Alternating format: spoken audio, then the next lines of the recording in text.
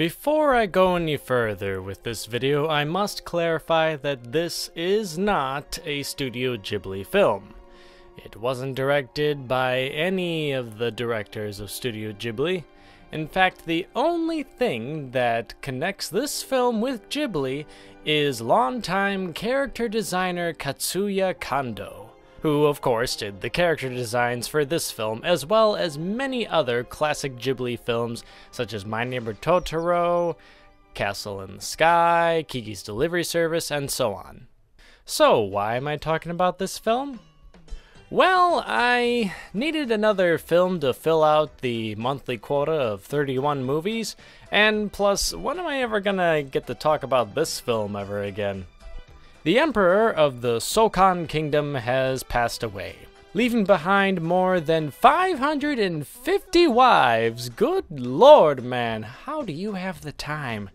All of his wives, except for the Seihei, which is the highest ranked wife among them, are asked to leave to get ready for the Emperor's eldest son to become the next emperor.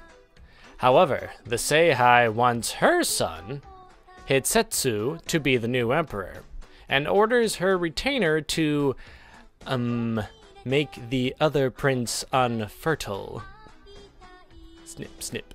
When the other retainers hear about the Seihei's evil plot, they realize that they must get the prince to produce an heir as quickly as possible.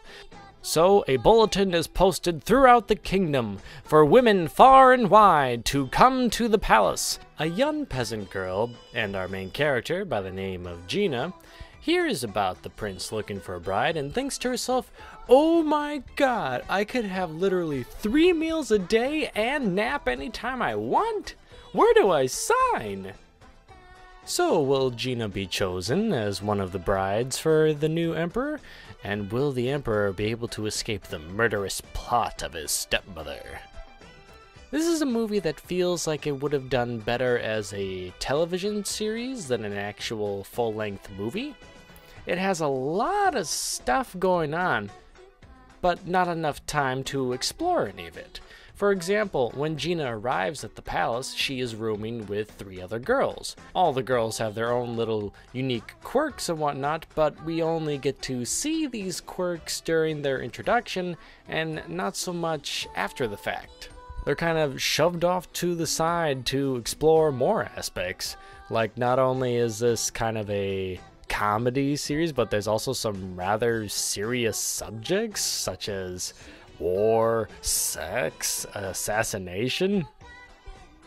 Because I must remind you, these girls are training to produce an heir for the prince.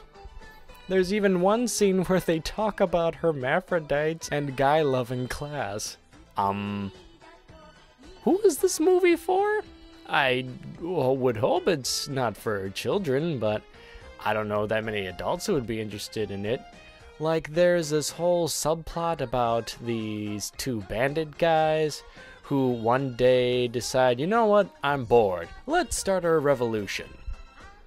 And that's literally what happens. The adults act like kids, the kids act like adults.